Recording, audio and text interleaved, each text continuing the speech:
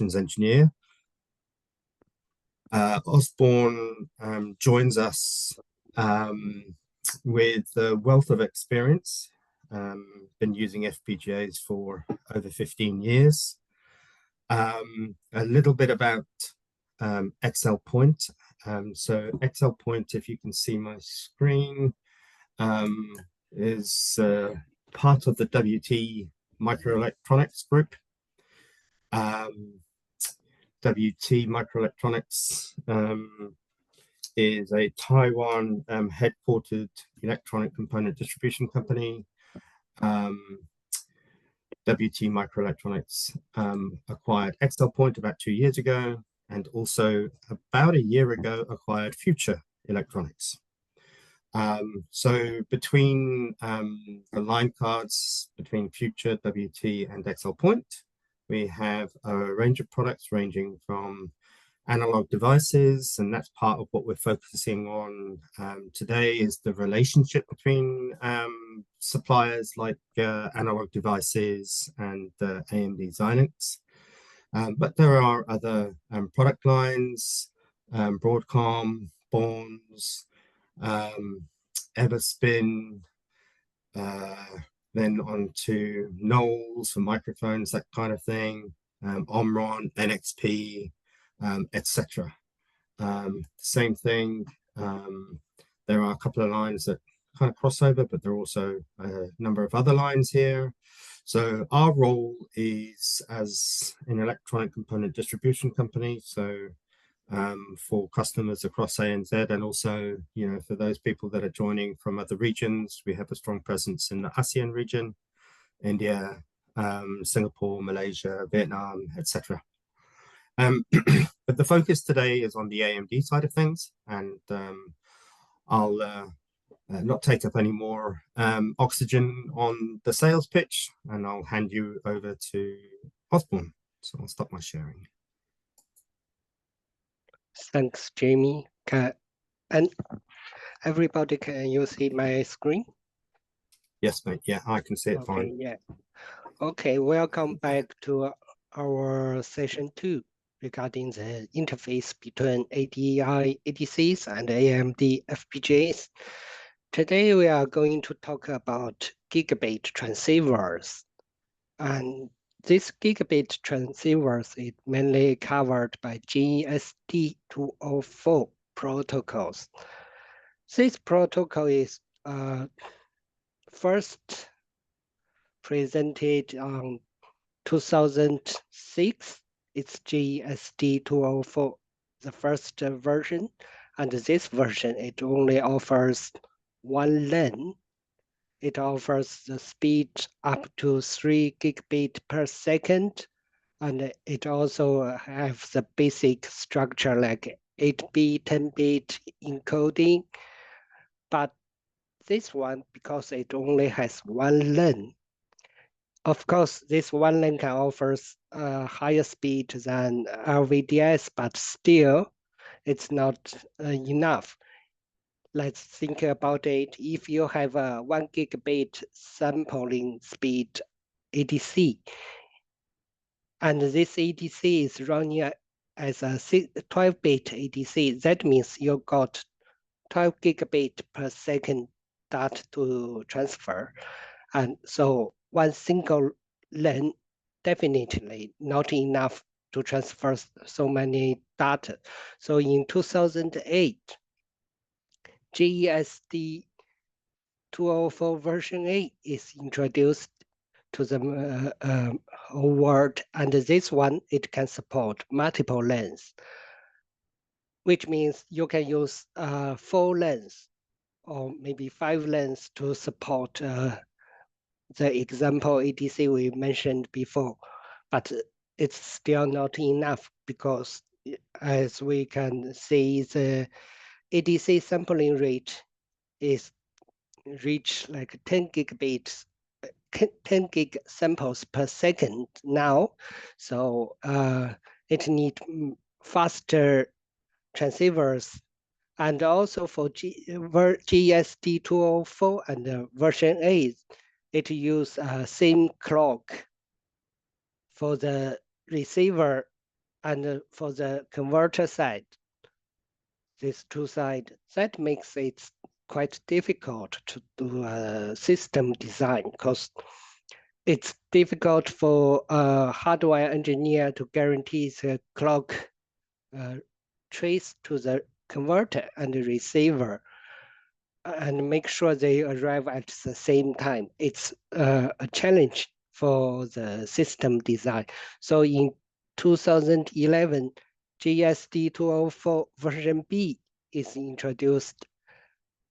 For version B, it not just increase the speed for gigabit transceiver. Now it can reach to 12.5 gigabit, and for some special case, like in ADI device, it can reach to the 16 gigabit per second, and it also support multiple lines. For GSD,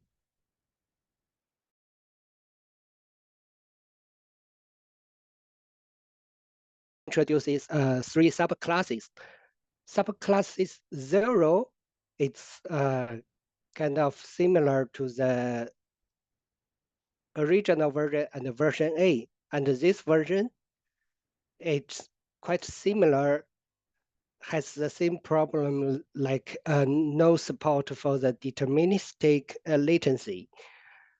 But to support some applications that need deterministic latency, which means the data after sampling the ADC data transfer from converter to the receiver should be a certain time that they know so they can rebuild the waveform.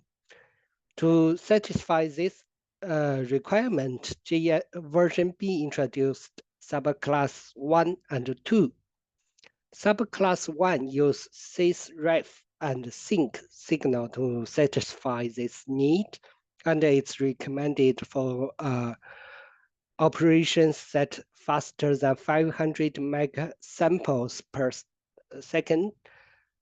Subclass B, it only uses sync signal.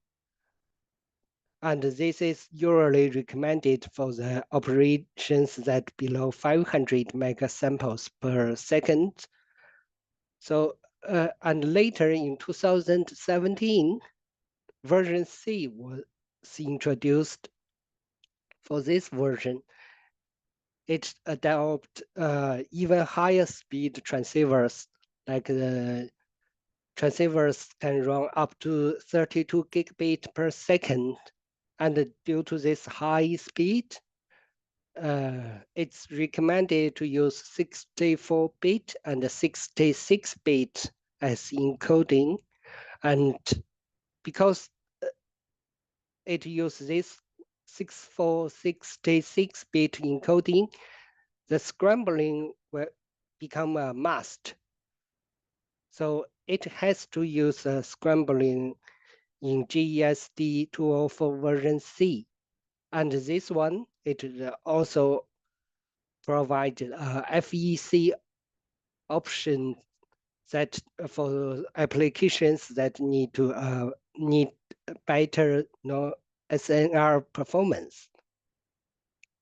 So when JESD204C was introduced, you can see why it requires scramble, because the data, there's no extra 2 bits for each data byte. So yeah, it must use scramble to make sure the DC balance on the transceiver side.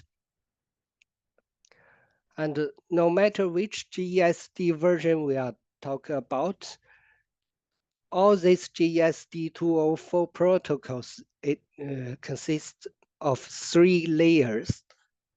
One is transport layer, one is data link layer, and one is physical layer. For the transport layer, it is responsible for packaging all the ADC sampling data and some extra control bits into GSD frames. For the data link layer, it's responsible for scrambling. This is must in version C, but it's optional in version BA and the original version. And it also did the alignment that to make receivers and transmitters working at the same frequency and they can align to each other. And it also did the 8-bit, 10-bit encoding if you are using JESD204 version A, B, and some case in version C, it also has this encoding. For the physical layer, it complete all the physical link. For example, it does a parallel dot that converts to serial dot, and it also makes sure the electronic voltage are matched to each other. And for each JESD, if we took version B as an example, a JESD204 system need a transmit and also it need a receiver. For JESD version B, it uses a clock generator to generate ref and device clock for transmitter and the receiver independently. Between the receiver and the transmitter, there's a sync signal, which is used to align the transceiver and the receiver, transmitter and the receiver. Like for transceiver, it do jobs like packaging the data, scrambling, make sure the link is aligned to 8-bit, 10-bit encoding and do the parallel to serial converting. So at the receiver side, everything is on the reverse direction. So this is the basic structure. And it's not just one receiver and one transmitter. For JESD 204 protocols, now it can support multiple transceivers, multiple ADCs, use the same transport layer and use the multiple lanes to receiver. This makes it really important for high-speed ADCs. Like if you have a ADC have 4 channels and each channel can run up to 6 gig samples per second, this is definitely a must. Otherwise, you cannot support such a higher speed. And for the JESD204 protocols, it introduced those control characters, R, A, Q, K, F, and it all represent different meanings, and it has different use. Because for JESD204, before you transfer data, you need to align transmitter and receivers. So it will have 3 different phases. First is CGS, code group synchronization. Second is LAS, initial lane alignment sequence. Then the third phase is user data phase. In the first phase, it uses key characters. So, and based on these key characters, receiver will asserting a sync and deassert sync based on what receiver received. So this part, it should never be scrambled. Remember we said for version A and B, scrambling is an optional method. For the version C, scrambling is a must, but it's not include this part. The second phase, when try to set up the link, is this ILAS. This is a negotiation or handshake between the transmitter and the receiver side. It uses the multiple frames and start with R characters, end with A characters, and the second multi-frame has a Q characters and configuration bytes. So after this phase, then both sides knows how many lanes we need to use and what's the speed we need to run at. Then it goes to the third stage, third phase. This phase is user dot phase, and the data of the ADC will map into the JESD world.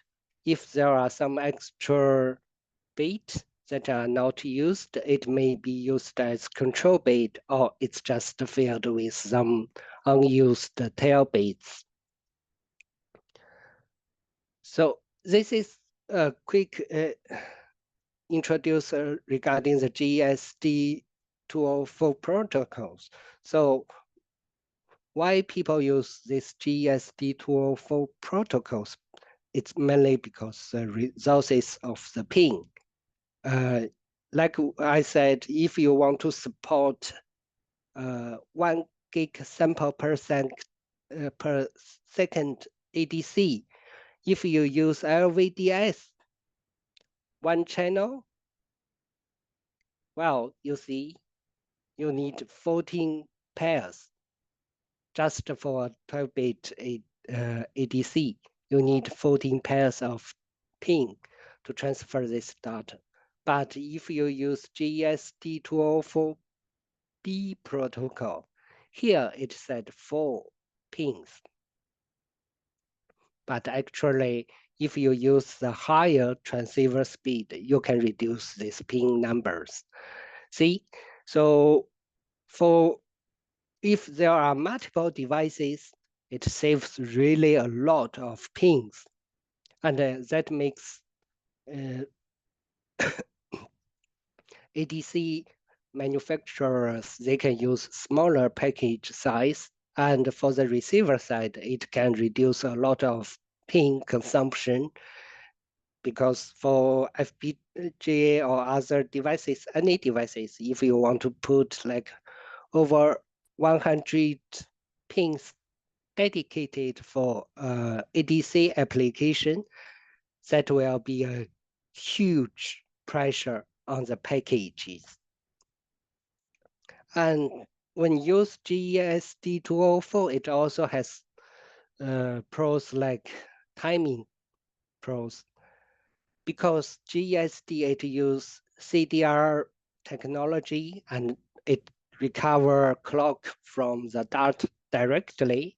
So it makes it easier for PCB designer that, because it won't like the LVDS interface, you need to make sure the clock and the dart, they maintain the same phase relationship from the transmitter side to the receiver side. And that means for LVDS interface, you need to make sure all those dart pairs and clock pairs, the length is quite similar to each other, which we said we must do the length matching between dart and clocks. But for the JESD204, it has some disadvantages. Mainly, it increases latency between ADCs and final processing, because to use a transceiver, you need to do the parallel to serial converting, and on the receiver side, you need to restore the parallel data first.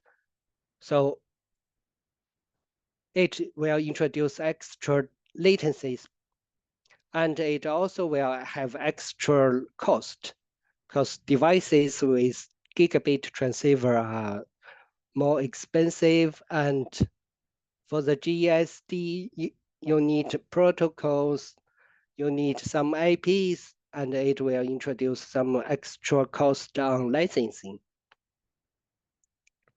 So we talked about the ADC side when it used JESD204.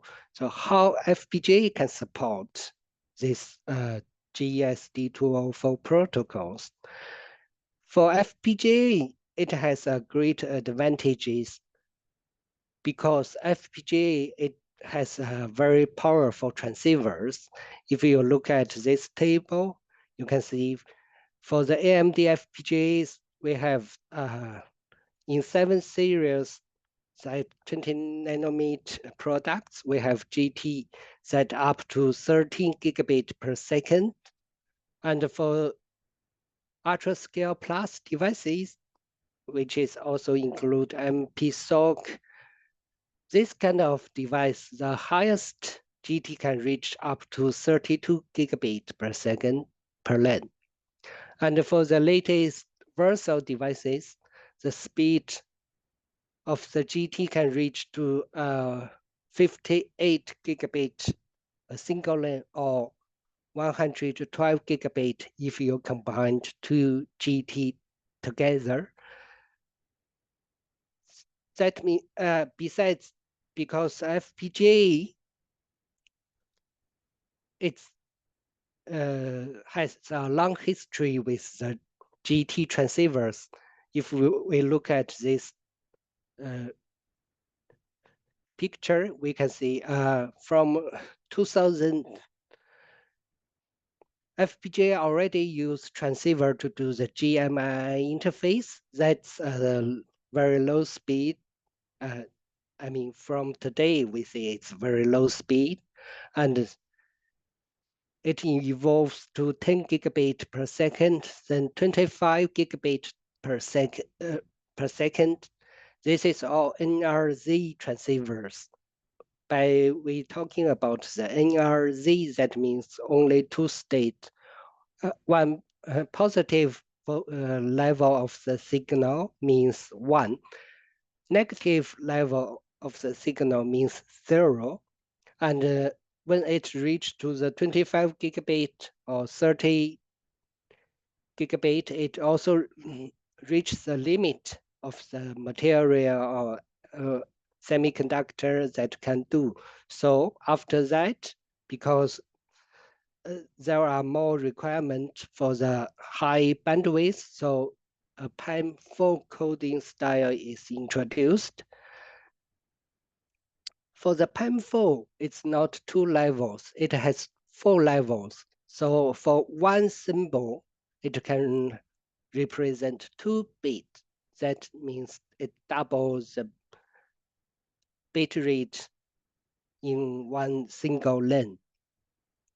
So for our GTM, and we use this PAM4 coding. This is different speed and different GTM used in AMD devices, because AMD has, we can say, the best SerDes in FPGA team, and this SerDes technology, it has a long history, and with very good experts in this SerDes technology. FPGA transceivers are special because for FPGA transceiver, we need to deal with a very wide range of the data. For example, GTY, we need to support from 1 gigabit to 32 gigabit. That's a very high range. For the GTM like this one, yeah, 38 gigabit to 58 gigabit with PAM coding. And not just speed range is very wide. Also, for the FPGA GT, we need to support multiple protocols like Ethernet, optical network, wireless network. You can see JESD here, and you can see for optical, it's OTU, and for Ethernet, it has 25 gigabit Ethernet, and it also supports high speed, high resolution, a video interface, all of these different protocols. That means our GT transceivers must provide such kind of flexibility to support all those different protocols. And for the GTM, it supports even more protocols like 100 gigabit Ethernet, 400 gigabit Ethernet. And it's not just a challenge for FPGA design, it's also a challenge for hardware design, for software design, everything. So if we look at a GT, what is inside? Normally it has PLLs, which is provide clock for the data to transmit. And it also has TX emphasize and RX DFE CTLE function. This is for the signal integrity. And also in some GTs, it provides dedicated 8-bit, 10-bit encoding, decoding features. And also in GTs, we have eye scans, which helps the designer to debug their GT so they can find out issues before they go into the production. And for each GT, it's quite similar. It contains PCS and PMA, two sublayers. PCS here, like you can see, it has different hardened encoding module and also has scramble module inside. And it has PRBS generator, which can help users to do the debugging. And for the PMA side, it mainly for the clock, LC clock. And it also has RX equalizer, like DFE equalizer and linear equalizer. For the TX side, it has TX pre-emphasis. This is all for compensate the attenuation on the PCB board or on the channel that carries all these signals. And for each GT, normally it has for each GT block, it normally contains 4 GTs, and each GT has TX and RX. And for each GT, it contains one channel PLL, and for the whole code, it has a QPLL. QPLL usually running at higher speed than CPLL, which provides higher length speed for transmit data. And for each GT, the reference clock can be selected from CPL, QPL, or other reference clocks. So how to select these reference clocks? Here we can see reference clock can from dedicated clock pins from FPGA, or if you have more than 4 GTs that need to be run at the same speed, you can have this north or south reference clock from the neighbor GT core. And the last option is the clock from fabric. This one, normally we just said it's for debugging purpose. It's not recommended for the production.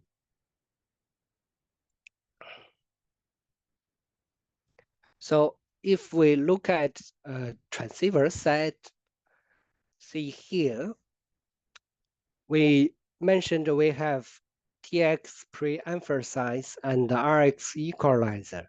Both are used for compensate the signal deterioration in the transmit channels. And we also have AFE, which is analog front end.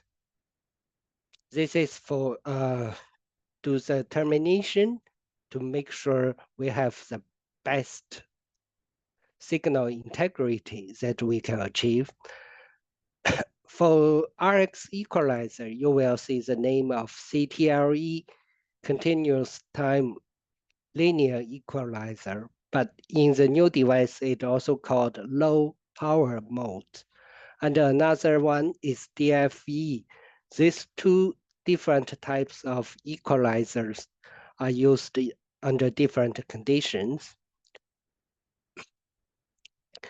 For example, AFE analog front end, here you can have a calibrated termination resistors. So this resistor's value can be changed based on the speed, temperature.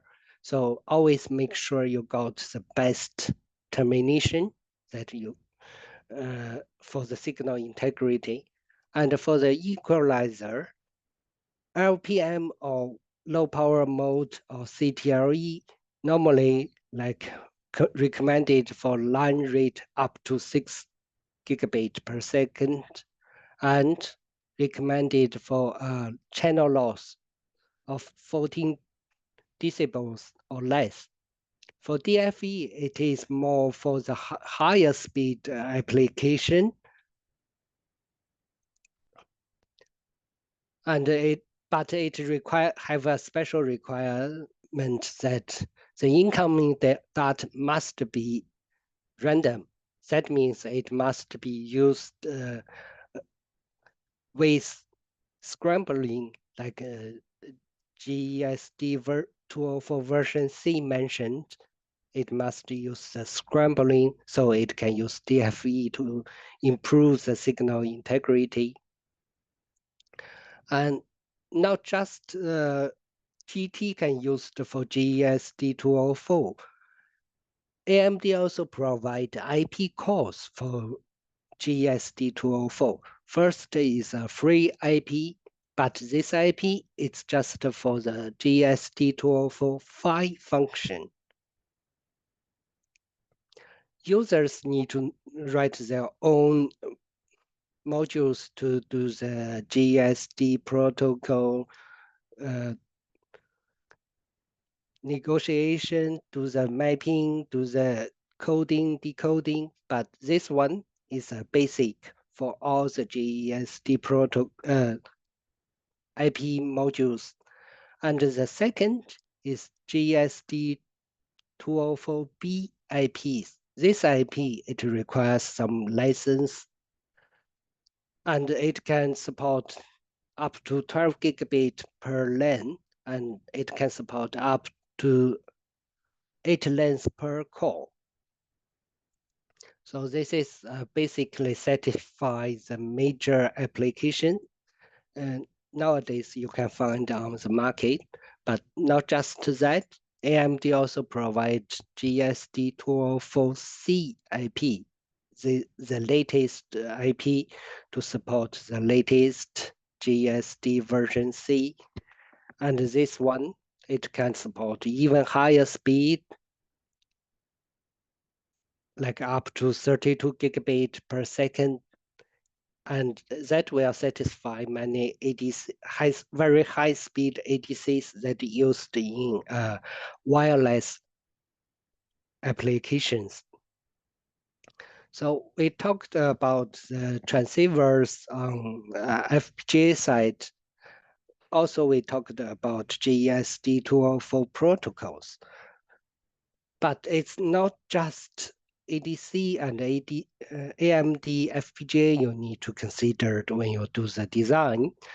It includes so many parts you need to consider. For example, if we look at a system that contains transceiver, what it will look like this picture.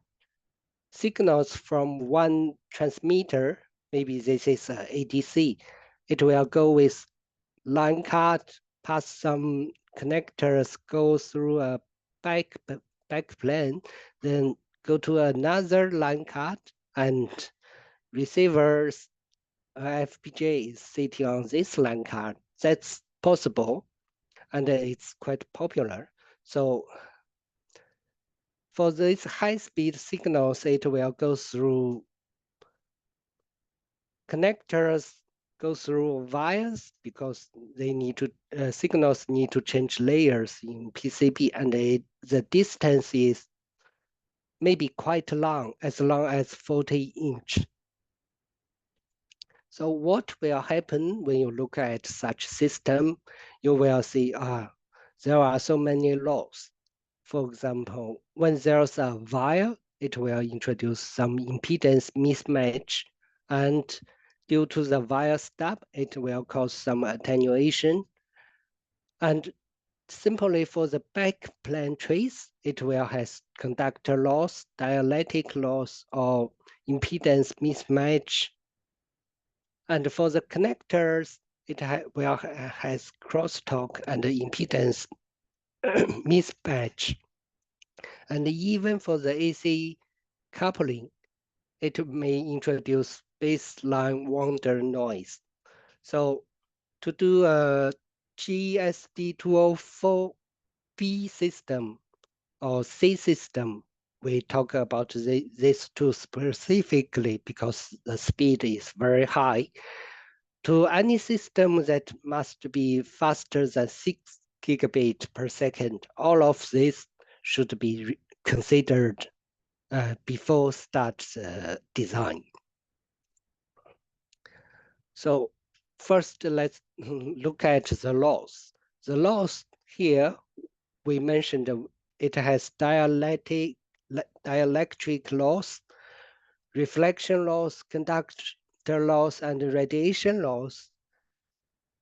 Dielectric loss is mainly related to the material used for PCB manufacturing. So this cannot be changed. So to reduce the attenuation, it's better to choose some materials with small dielectric parameters. This kind of loss it means the energy that absorbed by the material you used. Radiation loss, it's easy happen when you have a macro strip on the surface because it's not covered. So some energy will radiate to the atmosphere. So just the best way to avoid this is to make sure if you have to use the macro strip on the surface of the PCB, make sure it's as short as possible. And the reflection loss, it happened due to the impedance mismatch. And for the high-speed application, this mismatch can happen at wires, at connectors, and impedance is related to the geometric structure of the wire, and some manufacturing will also introduce impedance mismatch. The last one is the conductor loss. This conductor loss, actually it happens when you choose a low loss material. This is because this is because the manufacturing technology, and it will have more effect when signal frequency goes higher and higher. So first, for the dielectric loss, it is measured by tangent, loss tangent. And this one, you can do nothing about it, just choose a different material if it's necessary. So like we said, definitely don't use FR4 if you have a JESD204 version B and C, because this one, when signal is faster than 1 gigahertz, the attenuation will become very significant. So For AMD, we use Megatron 6 as a PCB material for all those 10 gigabit applications. And we said, okay, there are more than one type of material that can support high-speed application. And if you want 32 gigabit transmitting speed, remember, there are some even different material you can choose. So always talk with the PCB manufacturer to make sure you got the proper material. And we said conductor loss is related to the manufacturing technology. And this is mainly because roughness of the transmit line. This roughness is important for the transmit line to attach to the PCB substrate material, but it also introduces some minor impedance mismatch and also cause some conductor loss. And this loss, it is, so if we look at the example that provided by AMD, AMD did test on different materials. So if you look at Megatron 6, you will realize when the frequency increase, this conductor loss becomes more significant than the dielectric loss. But for the FR4, it mainly has a dielectric loss. And the conductor loss is not a major part for FR4 material. And for those materials, there's a turning point. At this turning point, dielectric loss will be more significant than the conductor loss. So remember, the low loss material, actually, it suffered more from this conductor loss. And roughness can also cause conductor loss different from each other. For example, here we have different roughness and we have different attenuation based on Megatron 6 material. This material is a low loss material and suffered a lot from conductor loss. And we can see if surface is very high roughness, then the conductor loss is higher, but it provides better attachment. So it's easier for manufacturing to make sure the quality of the PCB traces, but it will also introduce higher attenuation. For the lower roughness, then trace may be easy come off from the PCB. So just to consider both sides and choose a proper roughness. Another loss is reflection loss. We already said reflection loss is due to the impedance mismatch. Why there's an impedance mismatch?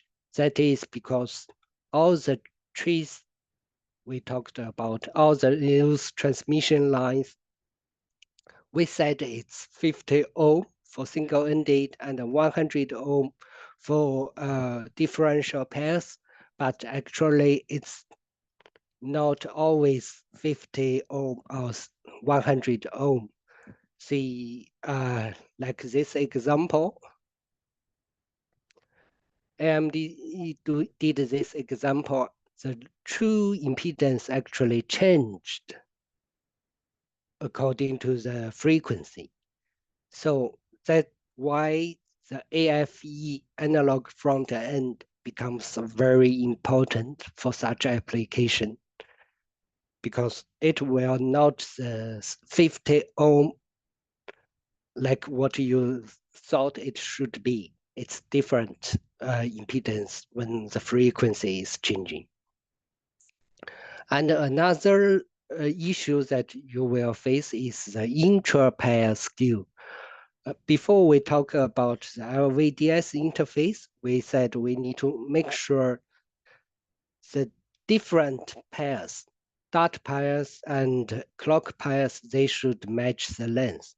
But now when you see about the 10 gigabit transceivers, it's not just the length between different pairs, it's also the length inside a same pair. And sometimes it's not just because the length you draw on PCB, it's because the material, and this material will trigger this intra-pair skew. Why? Because all the materials used to make PCB, it is kind of like a fabric. It has latitude, horizontal, and it has vertical part. And these trees in same pair, they go on the top of the different materials. And these materials, they have different dielectric constant. And this one will make signal has different propagation time. That will introduce the intra-pair skew as well. And due to the 10 gigabit signal speed, you have only like 100 picosecond. This difference now becomes very significant. So make sure choose the right material and also choose the right technique that to manufacture the PCB.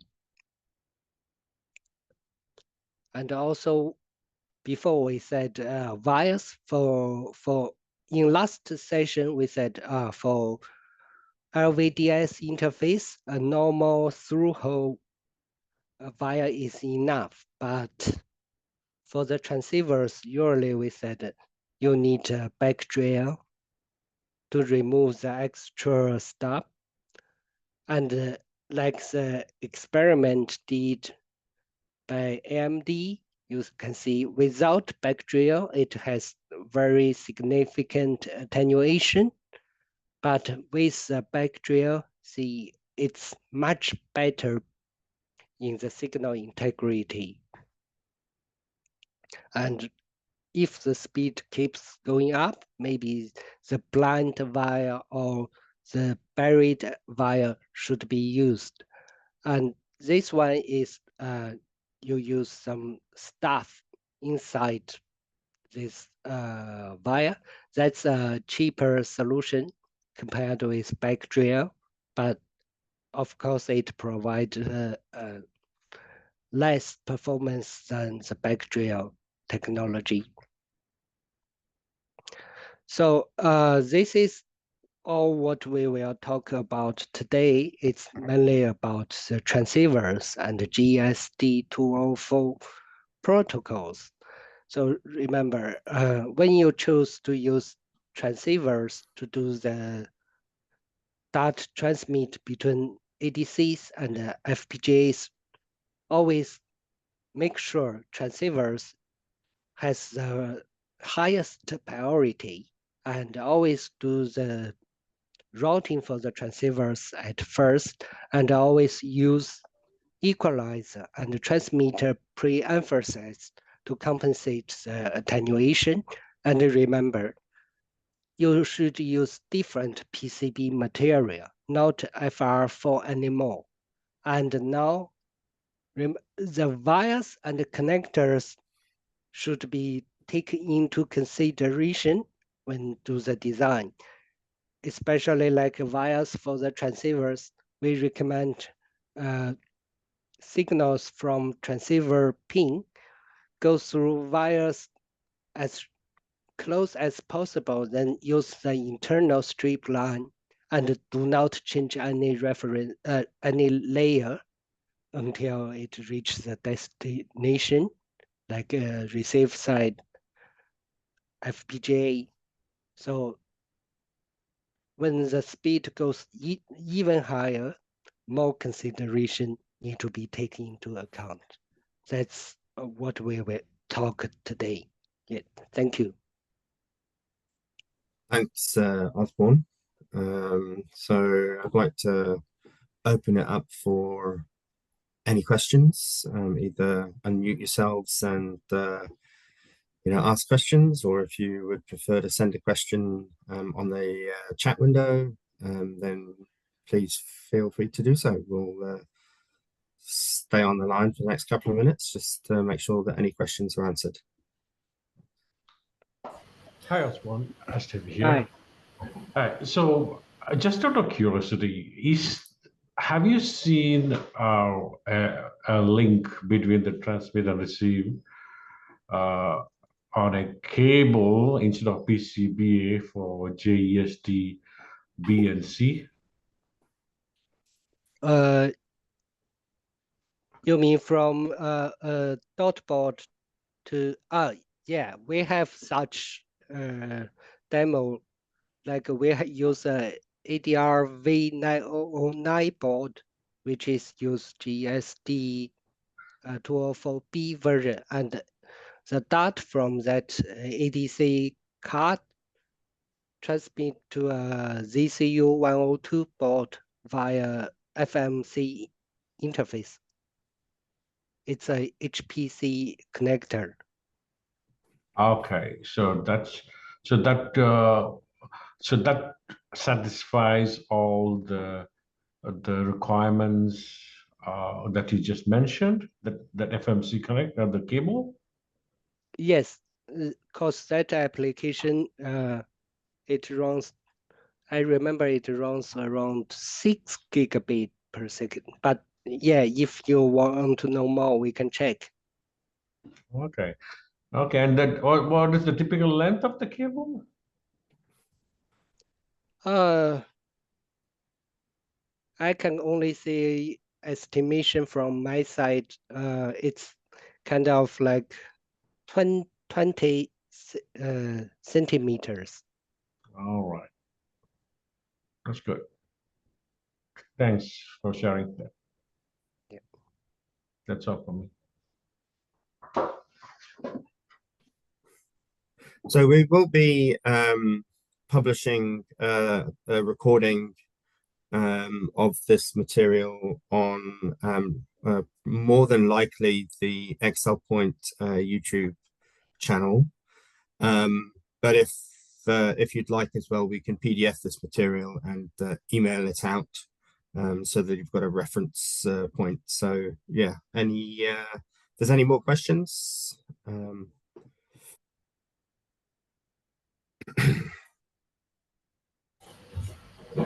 Oh, good. Thank you. Thank you. All right, thanks, Tom. Can you please share the presentation via email with us? Yes, sure, absolutely, no problem. Yeah. Okay, no problem. Yeah, I've got your email, Dong, so I'll send that through to you. Yeah, thanks. Yeah. Cool. Okay, well, look, yeah, if there's no more questions, or if you remember something, or if you once we publish the material and send the notes out, if you've got questions, once you've had a chance to relook at things, then by all means reach out to myself or Osborne. By the way, if you want to know more about the reference design or something like regarding the design about this JESD interface, you can email me because I got some reference design for that. Yeah, great. Thank you. Thank you. Okay. Many thanks, guys, for taking the time out of your day, and we look forward to catching up with you guys soon. Thank you very much. Thank you, guys. Thank you for coming.